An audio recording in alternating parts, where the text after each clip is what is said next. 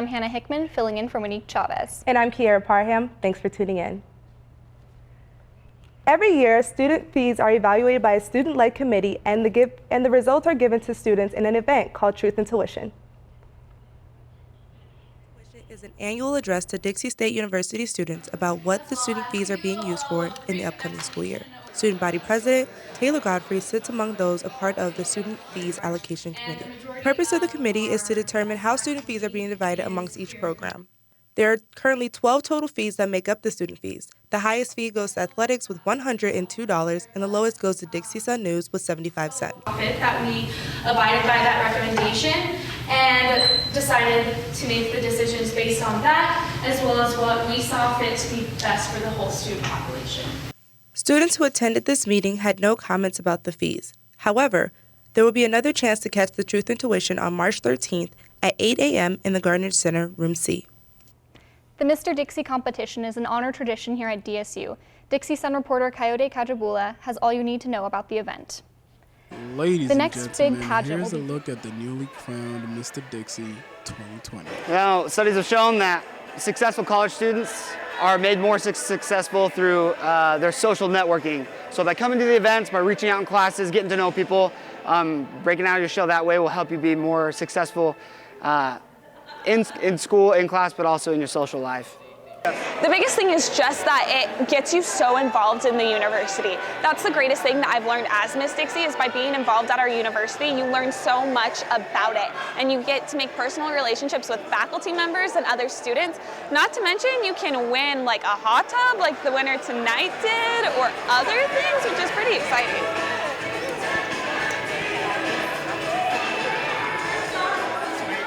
For Dixie Sun News, I'm Coyote Cajabula. The next big pageant will be D-Queen in April. You don't need to travel the world to taste all the amazing food different cultures have to offer. Dixie Sun reporter Abby Doman has more. Diversity Week is in full swing at Dixie State University. On Wednesday, the Multicultural Inclusion Center and the Multicultural Inclusion Student Association put on the annual Taste Around the World event. This event gave students the opportunity to showcase food from their culture. Available food ranged from banana bread to cupcakes to rice and beans. One of the best things about food is that it brings people together. It's a doorway to cultural competency, which is something we hope all our students can gain as part of their education. I actually did one that was outside of my culture. It's from Asia, and I thought it was cool just to bring in other cultures besides just my own. We all live in this world together, and knowing what everyone else is like is just important for unity and appreciating other people. If you go through college and you have not had an experience that is different from what you were part of growing up, you're gonna miss out a lot. Use this week and others that follow to know someone who is different from you and to gain a perspective that's different from yours, because that's what the world is all about. It's different. For the Dixie Sun News, I'm Abby Doman. Diversity Week will conclude with a Treat Yourself event on Friday, 3 p.m. in the Student Activity Center. It's not only election season across the country, but also here at DSU. Dixie Sun reporter Coyote Cajabula has what you need to know about this year's candidates. Once again, it is election season here at Dixie State University, but it appears that many of the students are not aware of either this year's election season nor the processes that goes on within the university student government. As of today, polls are officially open, which you can go to by going to students.dixie.edu/voting. And they will be open until tomorrow, at which point we will announce who will be the two remaining candidates for student body president. And those people will be running again next week against each other, basically. And when we do that primary debate, or when we do that debate, we will, that'll be our main thing in time to get to know them. So I highly encourage students to come out. That's 12 in the Gardner living room on Tuesday of next week. And here are some of the students' thoughts on this year's election season. Basically, from what I just know, is that they help plan a lot of things and they're a liaison between the students and the administration of the school. I didn't even know there's an election, and so I think I don't feel comfortable with voting this year, just because I don't know anyone. I don't know what they stand for, their policies, or anything like that. Student body government, honestly, I know elections are coming up, and that's about it. Nothing else about it.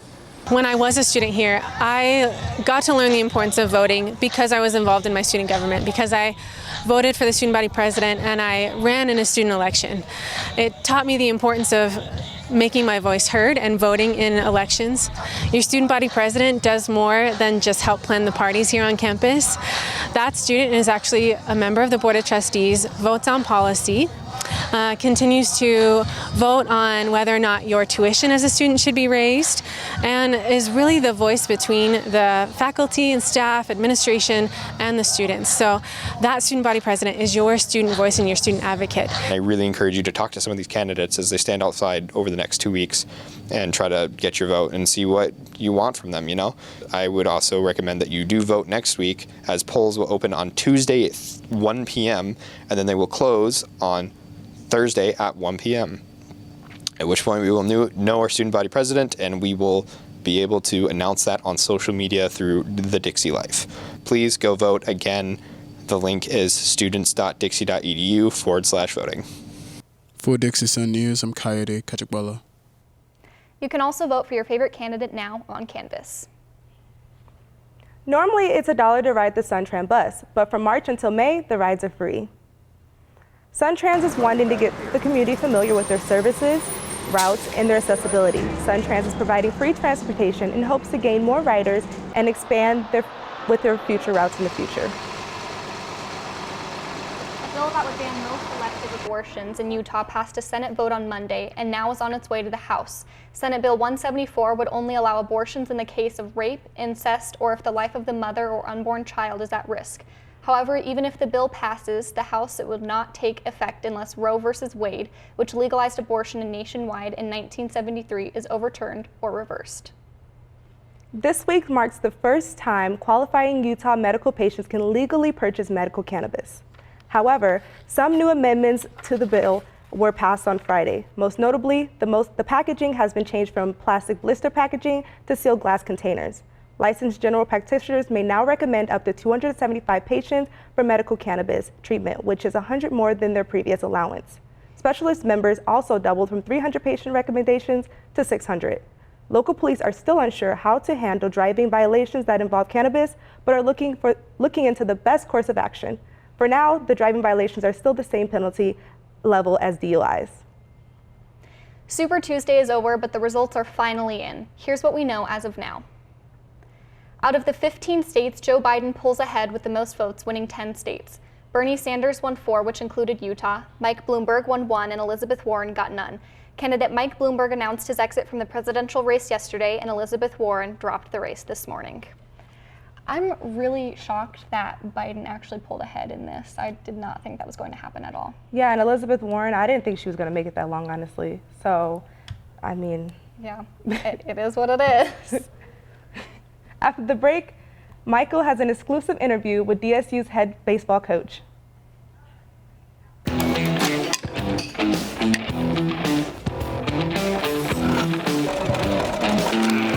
have a backpack.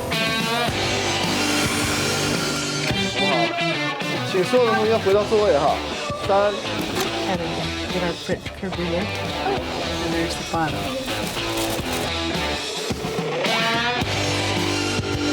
This one have more water? Can you tell me why? Careful. I take the road less traveled, run free, unwind, unravel someplace outside with lots to do. Green trees, red rocks, and don't forget that blue sky. The sunshine shining, sunshine pouring on me. Think I might just stay a while. Say hooray all day because the sun is gonna shine on me. Sun is gonna shine on me. Sun's gonna shine on me. 1, 2, 3, 4. 0.52 kilograms. This graph is square. Pretty close. Artemisia is all the sagebrushes, but there's your needle and thread. Which one is this? Come down. Perfect, right? Sodium carbonate.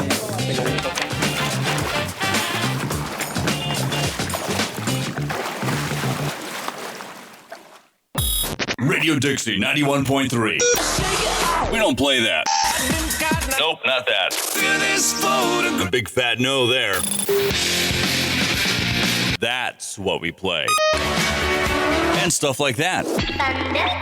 On St. George's only alternative, Radio Dixie 91.3. Oh, and from 9 till midnight, we play this. I need a one dance. And this.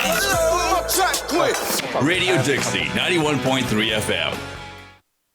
Welcome back. DC's baseball team is off to an 11-3 start to its season. Last week, the Trailblazers had a week off from action, and now they're back getting ready for conference play this weekend. Joining me here today is baseball head coach Chris Painhauer. Coach, it's a pleasure having you on the show. Thanks for having me, Michael. All right, let's rock and roll. So speaking of that week off, how did you take advantage of the time off?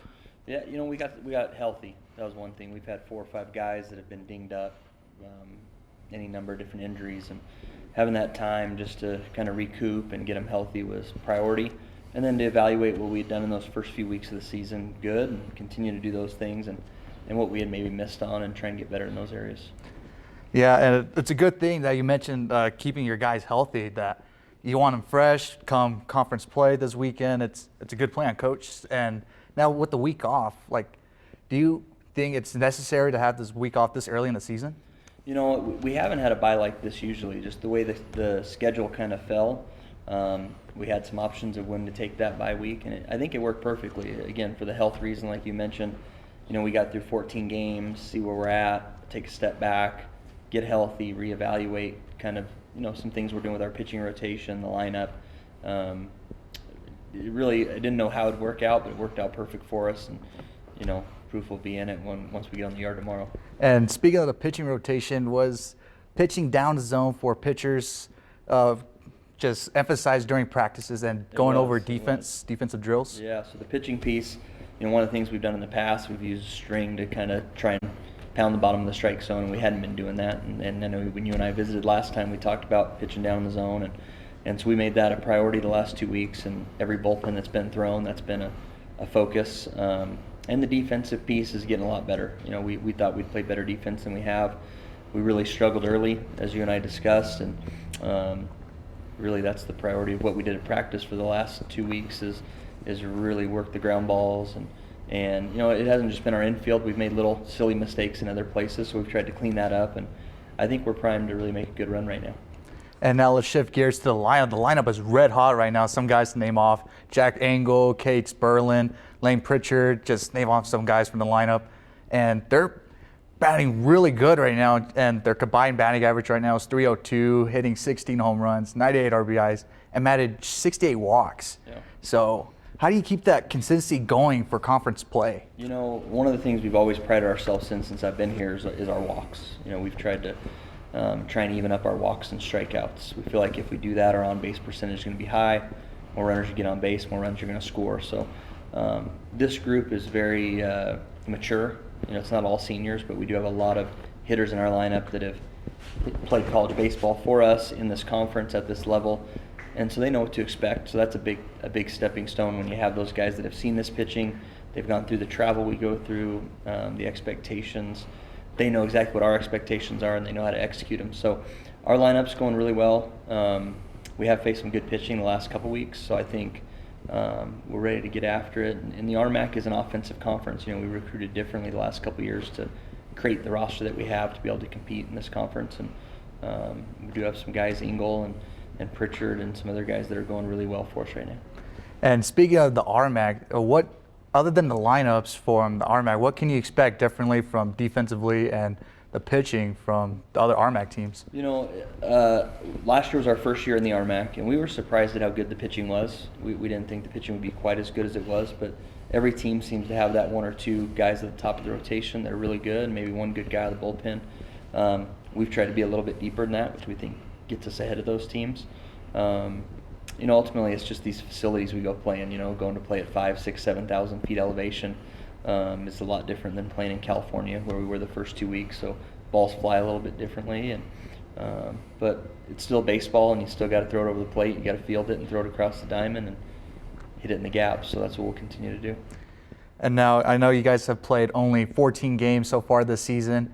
And how much do you emphasize winning at home is going to be key for the team? And Yeah. You guys just taking advantage of. We've prided ourselves in protecting our house. You know, Hearst has been good to us, and we do have more conference games at home this year than we do road. So at this point, we have 4 more home games than we do conference. I know at this point we haven't played as well at home as we'd like to, but a couple really close games there. But yeah, we like when people come to our place.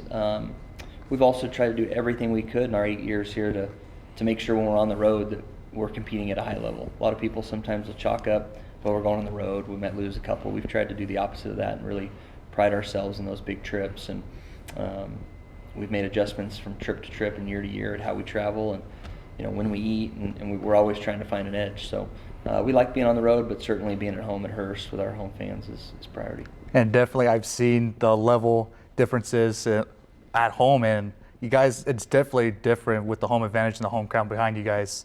And my last question for you, Coach, like I mentioned, you have Adams State this weekend. It's a 4-game series. So how are you and the team preparing for Adams State, and what adjustments need to be made throughout the series to be successful? Yeah, we try and be fluid throughout the weekend. We'll meet as a staff every night and break down their team, their lineup, their pitchers, how they're pitching us, where we can maybe take advantage of them. Our sport's a little different. We don't share game film like they would in football or basketball. So, we don't necessarily spend the week preparing for the opponent as much as we do just playing the game. We try and play. We feel like if we beat the game of baseball every week, we'll be pretty good, instead of focusing on the opponent. But there are certain things that certainly some opponents will do differently, so you like to visit on those things. But ultimately, we spent the last 2 weeks preparing to play the game of baseball at the highest level we possibly can. And definitely, you guys will show out against Adams State, and you guys can check out Coach Peyton Howard and the rest of the baseball team this tomorrow at 2 p.m. at Bruce Hurst Field, taking on Adams State. Coach, once again, it's a pleasure having you on the show, and thanks for coming on. Awesome. Thanks, Michael. Thank you. Appreciate you having us. When we come back, I have the latest on softball and basketball. There is a place where the sun doesn't hide in the winter, where the greens stay green and the crimson canyons still glow.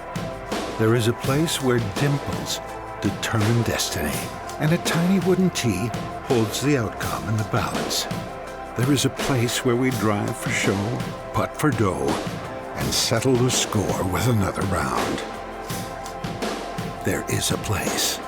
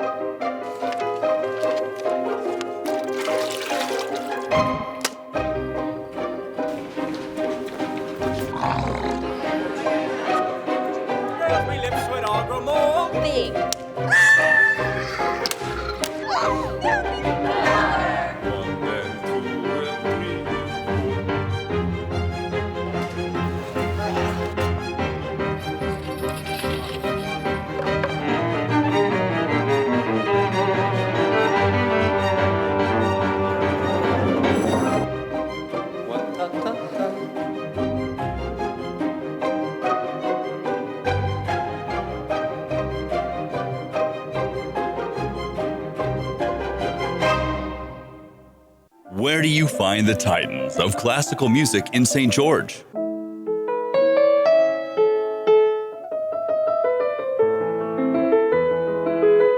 Classical music on Radio St. George, 100.3 FM. Where do you find the legends of jazz?